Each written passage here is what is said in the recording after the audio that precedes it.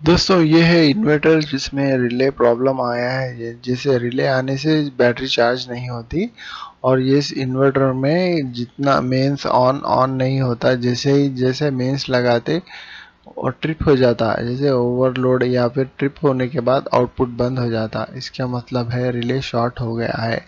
देखिए इसके अंदर जो आपको दिखाई दे रहा है, इसके अंदर एक रिले दिख रहा है वायरों के। ये जो केबल्स के पीछे जो लिख के है, जो लिखा हुआ है नंबर 23, इसका नंबर ये जो है ना रिले का, ये 10 एम्प्स रिले रहता है जनरली। ये रिले जो है शॉर्ट हो गया है। हाँ मैम, चलिए मैं इसको आपको बैटरी कनेक्शन देके फिर इसका रिले चेक करवाता हूँ। देखिए मैंने यूपीएस ऑन कर दिया है। यूपीएस ऑन करने के बाद इसको कैसे फाइंड आउट करें, आपको आउटपुट तो आएगा लेकिन इसके अंदर इस प्रॉब्लम को फाइंड आउट करने के लिए मैं आपको एक ट्रिक बताऊंगा। देखिए ये मैंने आउटपुट लगाया है। आउटपुट लगाने से 200 वाट्स का लोड मैंने डाला है। अभी ये 200, ये सब कुछ ठीक बता रहा है। लेकिन आपका जो मेन प्लग है, ये इन्वर्टर को चार्ज करने वाला इन्वर्टर का प्लग जो इन्वर्टर के अंदर से आता है, इसी को चार्ज करता है इन्वर्टर को।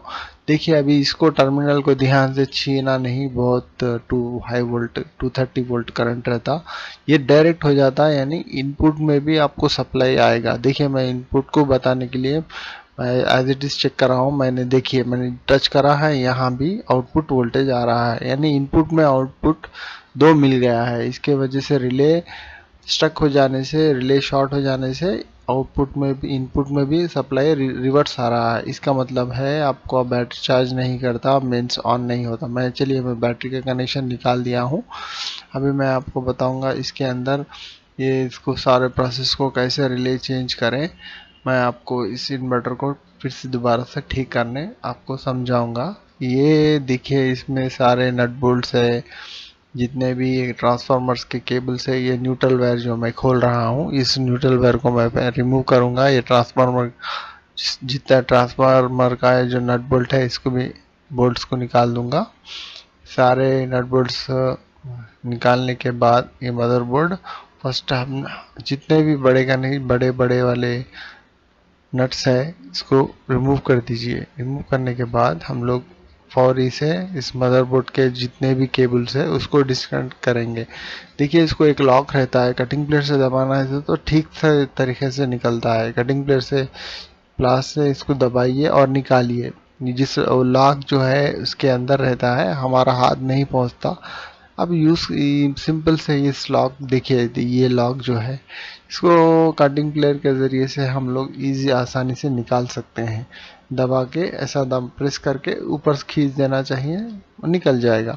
ये केबल सारे ऐसे ही लॉक होके रहते हैं। इस केबल को ये लॉक है, देखिए इस लॉक के ज़रिए हम सारे केबल, आप पूरा जितने भी केबल्स है उसको जितने ध्यान रखें। अगर आपको कनेक्शंस में प्रॉब्लम है फ़ोटो ले लीजिए, या फिर आपको पहले देखना होगा कौन सा किधर है। ये फ़ैन का है और ये जितने भी प्लग्स, जितने भी वायर केबल्स लगा के है, सबका कनेक्शंस देखना ज़रूरी है।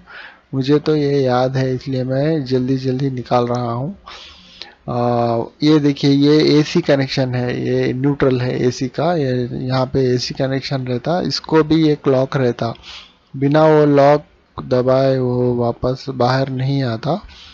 देखिए मैंने आपको समझाऊंगा इसका लॉक, ये केबल का लॉक। देखिए ये इसको दबाना ज़रूरी है वरना बाहर नहीं आएगा। देखिए इसको दबाना ज़रूरी है वरना वो बाहर नहीं आएगा, टूट जाएगा। इसको दबा के आप वापस बाहर खींचिएगा, आसानी से निकल जाएगा एक केबल एसी कनेक्शंस। और जितने भी सारे मैंने निकाल दिया और एक बच के है, चलो मैं इसे भी निकाल दूंगा। ये सारे जितने भी कनेक्शंस को पहले रिमूव करना बहुत ज़रूरी है। मदरबोर्ड को कम्प्लीटली डिस्कनेक्ट करना होगा। देखिए मैंने इसको भी निकाल दिया है। इतने सारे कनेक्शंस रहते हैं, हम ध्यान से, टूटना नहीं चाहिए। सारे लॉक्स को रिमूव करके उसे बाहर निकाल दीजिए। ये छोटा सा प्रॉब्लम आप घर पर भी कर सकते हैं, ध्यान से आउटपुट इनपुट सप्लाई बंद करके बैटरी कनेक्शन रिमूव करके करना चाहिए। वरना जितना भी नॉलेज है, नॉलेज एक्सपीरियंस भी होना ज़रूरी है, वरना इसको नहीं कर पाएंगे। सोल्डरिंग की ज़रूरत पड़ेगी इस रिले को निकालने के लिए। सोल्डरिंग चाहिए और आपको नया रिले चाहिए जो अवेलेबल हो जाएगा मार्केट में। देखिए मैंने पूरे सारे केबल्स को डिस्कनेक्ट कर दिया है। अभी मदरबोर्ड को एक भी कनेक्शन नहीं है। इसके चारों तरफ दो स्क्रूज रहते हैं। हम चलिए मैं स्क्रूज को हटाऊंगा। ये ऊपर की तरफ दो स्क्रू है, नीचे की तरफ खाली लॉक है। देखिए मैं अब ये रिले को मैं बदलाऊंगा। ये जो रिले है उसको मैं चेंज करने वाला हूँ। चलिए मैं स्क्रूज को निकाल दूंगा। मदरबोर्ड जिस पे फिट होके जो स्क्रूज है, इसको दो दो स्क्रूज कुछ है। चलिए मैं स्क्रू ड्राइवर से इसको निकाल रहा हूँ, इस मदरबोर्ड को। जैसे ये निकालने के बाद हम मैं मदरबोर्ड हमको इसमें से बाहर आ जाएगा। हम लोग ठीक तरीके से काम कर सकते हैं क्योंकि सोल्डरिंग पीछे की तरफ होता है। देखिए इसके अंदर दो लॉक्स है नीचे की तरफ, इसको भी मैं निकाल दूंगा। दो लॉक्स, ये प्लास्टिक जैसे होल्डिंग है, इसको इसको रिमूव, इसको प्रेस करके निकालना होगा। दो तरफ नीचे की तरफ दो दो लॉक्स है। चलिए मैंने लॉक सब निकाल दिया है। ये है मदरबोर्ड जिसमें जो रिले का प्रॉब्लम आया है। मैं ये रिले चेंज करने वाला हूँ, आपको दिखाऊंगा। मैं इसको सोल्डरिंग करके इसको निकाल दूंगा। ये लेग्स है, इसके 5 लेग्स रहते हैं। इस रिले के मैं अभी चेंज करूंगा इस रिले को। देखिए चलिए मैं इसको सोल्डरिंग करता हूँ। ड्राई सोल्डर है, इसको वेट सोल्डरिंग करके, पहले इसको वेट सोल्डरिंग करना ज़रूरी है वरना ये नहीं निकलेगा। पहले सबको सोल्डरिंग कर देंगे, ड्राई सोल्डरिंग है ना, इसलिए थोड़ा वेट सोल्डरिंग करेंगे तो थोड़ा जल्दी निकल जाएगा। फर्स्ट इसको 5 पोल्स रहते हैं, 5 पोल को सोल्डरिंग के ज़रिए से आपको इसको ज़रा एक हाथ से या कैमरा पकड़ने में मुश्किल हो रही है। देखिए मैं अभी निकाल लूँगा, इसका सोल्डरिंग कर दूँगा। करने के बाद मैं आपको फटाफट इसका रिले निकाल के बताता हूँ। देखिए दोस्तों, उसको रिले निकालने में आपको एक कुछ सोल्डरिंग करके आप इसको ब्रश से भी हटा दे सकते हैं। ठीक है, आप अगर हीट करके पीछे से भी आप इसको आहिस्ते से रिमूव कर सकते हैं, मगर जैसे ही आप इसे सोल्डरिंग करते हैं इसको पीछे के ज़रिए से वापस खींच सकते हैं, वरना ये आसानी से नहीं निकलेगा। देखिए इसके 5 को पहले से सोल्डरिंग करके इसको मैं ड्राई सोल्डर को वेट सोल्डर कर रहा हूँ। अभी इसके ज़रिए से मैं इसको निकाल सकता हूँ। देखिए मैंने सारे इसको निकाल दिया है। अभी मैं रिले का निकालने का प्रोसेस बहुत आसान है, पीछे से खींच दीजिए आ जाएगा। देखिए दोस्तों, इसके अंदर जो लेड होल्स है, इसके अंदर भी लेड रहता है, इसको भी थोड़ा निकालने टाइम लगता है। ये पुराना रिले देखिए, जनरली इसको एक रिले एक पिन नहीं रहता, वो उसका कोई काम नहीं रहता, एनसी पिन। देखिए अभी ये है नया रिले जो मैं मार्केट से लाया हूँ। ये जनरली आपको 20-30 रुपीज़ में मिल जाएगा। ये 10 एम्प्स 12 वोल्ट है। 12 वोल्ट का रिले बोलने पर कोई भी दे देगा आपको। 12 वोल्ट रिले इलेक्ट्रॉनिक शॉप में अवेलेबल हो जाता है। ठीक है दोस्तों, इस छोटे से पार्ट के लिए हमारा इन्वर्टर बंद हो जाता है।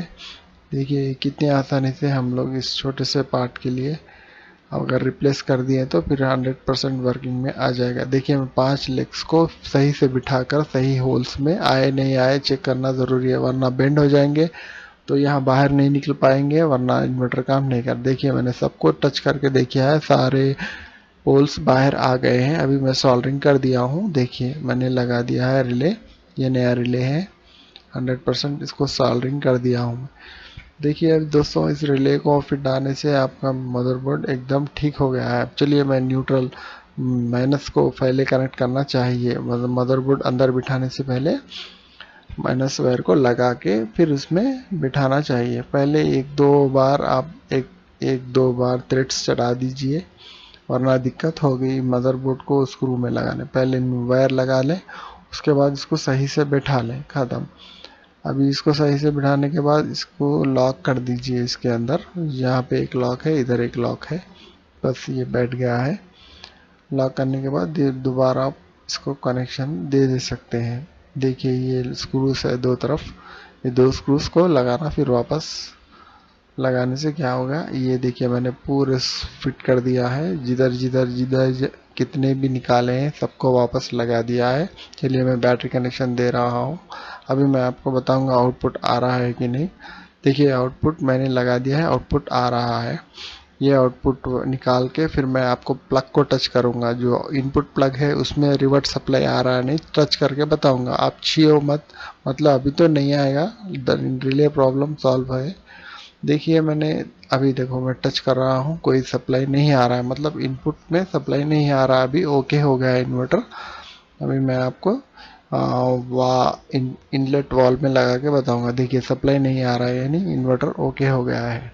बस छोटी सी प्रॉब्लम थी रिले की, इसलिए अभी जब मैं सप्लाई लगा रहा हूँ, देखिए चार्जिंग, अभी चार्जिंग हो रहा है, यानी इसका मतलब ये इन्वर्टर 100% ओके हो गया है। ये आउटपुट भी ओके हो गया है। देखिए दोस्तों, इस छोटे से प्रॉब्लम को हम घर पर भी सॉल्व कर सकते हैं। फिर इस वीडियो को देखने के लिए थैंक यू दोस्तों।